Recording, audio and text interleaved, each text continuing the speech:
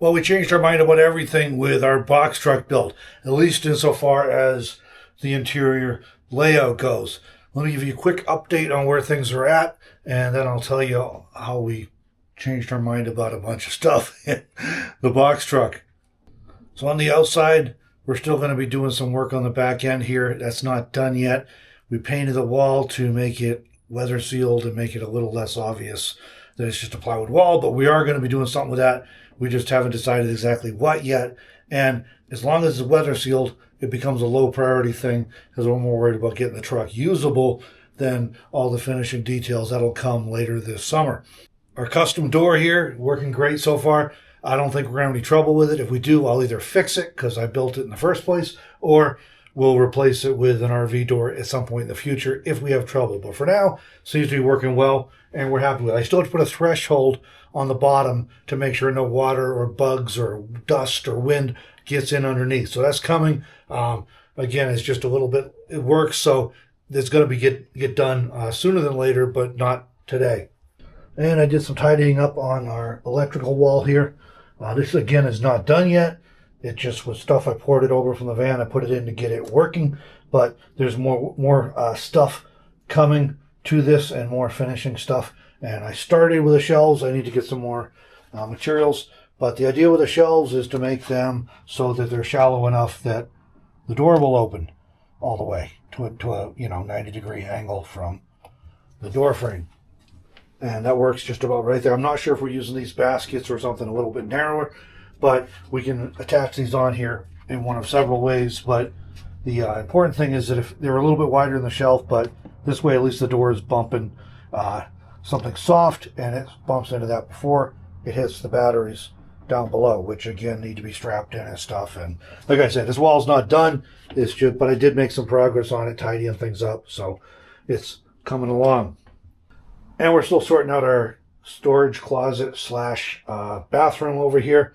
We're probably going to make some changes to what we were thinking, but that'll come in a little bit later when we actually get to it for real and figure out what exactly we're doing. All right, back in the main area, living area of the box truck here.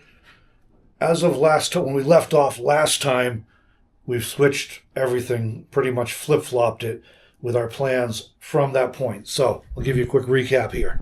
You see the beds here, and if you recall if you saw the last video, if you recall, the 4-poster canopy bed was on the left side of the truck, the driver's side of the truck, and the regular bed was on the right side or the passenger side of the truck.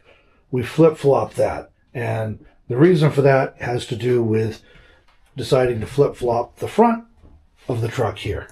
So we were going to be putting the kitchen on this wall where this work table is right now, temporarily. It's kind of a placeholder to help us figure things out. And that's the beauty of not having the furniture all bolted down yet, is we can move things around and see how it's actually going to fit, which is like a step up from where we started. We started with a whiteboard, and then from there we went to actually putting tape on the floors, again, which helps, but it's not 3D. So once you start getting furnishings in there, it's easier to, really get a feel for how things are working. So we were going to put the kitchen here on this side up against the shower and storage room, or the bathroom and storage room that needs to be, finished being closed in still.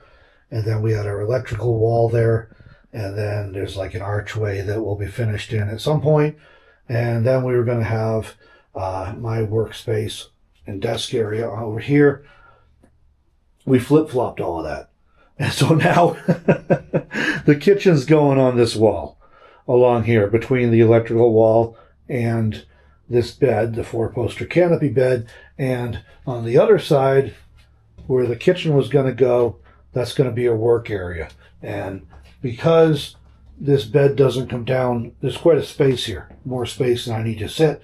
So there may be some storage along here at the foot of the bed, still to be determined.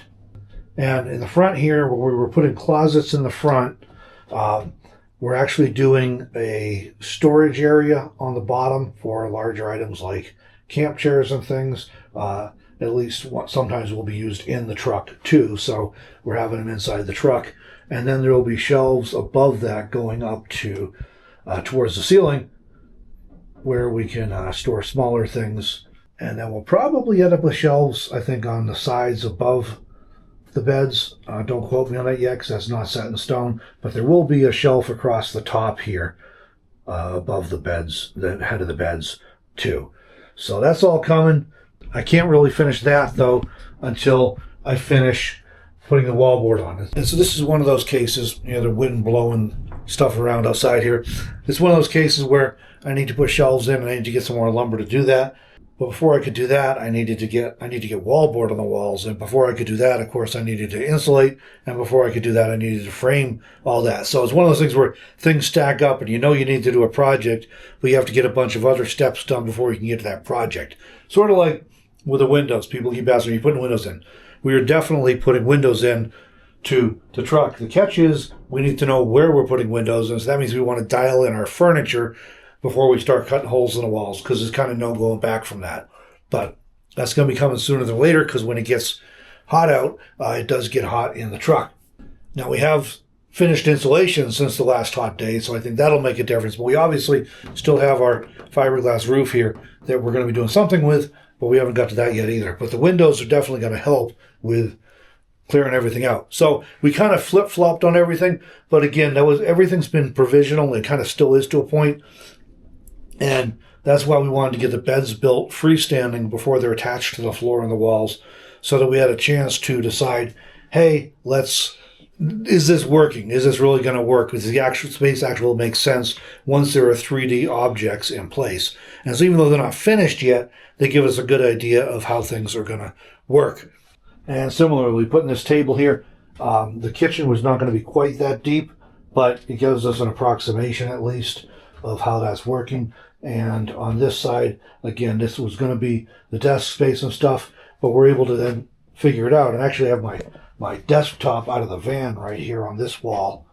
And that's a pretty good size for me for the stuff I have to do, for having a laptop and a monitor and a keyboard and a trackball and hard drives and all the different things I use for work when I'm working on a computer. And it was going to stick out a little ways over here. And so putting it on the other side over here, while we flip-flop things around, I'll be less in the way. And then, of course, there's the desk, but then I have to sit behind the desk, and I'm sitting in a chair, and that just sticks out that much further. So we feel like this is going to be the best fit for us and our needs and what we have to do in this truck. And part of what we have to do in this truck is I have to be able to work on a computer quite a few hours every week. We've got our refrigerator here and our Blue Eddy. The Blue Eddy is going to be used in this build. We're just trying to figure out which half of the house it's going to power and where exactly it's going to sit. But that is going to be in use. It's a pretty reasonably powerful system, the AC240, and that will be hooked up directly to solar. Right now it is not. Right now, when it gets depleted, I have to recharge it off of our house system, the regular DIY solar system with the inverter here. So that's not a super efficient strategy, but that'll be coming soon. So you can see where the solar panels are on the roof now. They're 400 watts of Reneges. So coming in front of those, we're going to have more panels, and we'll also be mounting our Starlink up there for on a flat mount of the roof with that mount from Veritas Van. So we'll show you that install when we do that, which will be coming up pretty soon, within a week or two, I would assume. So it's probably before May's over, hopefully. But then we'll be able to charge the Blue Eddy directly off solar rather than running it off the other one, and we should have an abundance of electricity for our needs at that point, and that includes running an office and refrigeration and stuff like that. So the Set Power fridge there, this is one that they sent me a few years ago. This thing's been really solid. It's a dual zone, so we're still trying to decide what exactly we're doing fridge wise. If we're just doing we thought about replacing both of them, because we were going to sell this with a van, and so we were going to replace both of them with a single larger fridge. But at this point, I think we're keeping the Set Power, and we're just going to figure out where we're putting it, and we have to decide if we want to bring the truck fridge out of the travel trailer, and put it in here as well, and have the two fridges, which is our current system. So that's to be determined pretty quickly as well. All right, so that's the update on where we're at. We literally changed our minds and flip-flopped everything, kind of turned it around on its head. Except for, I guess, the storage is still in the back. We're even recalculating how we're doing shelving and stuff in there. So that's kind of changed too. And that's what happens when you get into these builds. You actually start putting stuff together. Sometimes it's like, this maybe doesn't work quite as well as it looked on paper. Let's move stuff around. And that's also part of our overall strategy. We're trying to get this thing usable first and foremost, and then we're going to take it out and use it.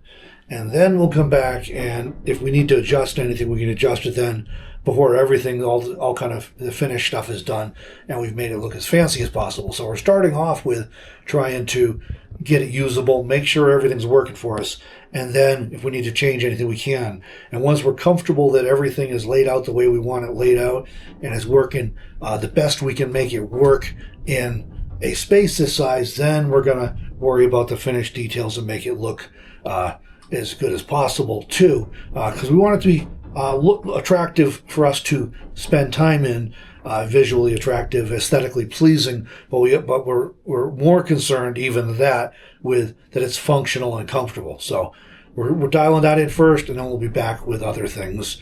So stay tuned. There's plenty of build videos coming. The next one I think coming up is we're going to share about our experience with insurance on our box truck. There's some things that we can a warning, because something we ran into, not surprisingly. I kind of thought we would, but we ran into trouble at first.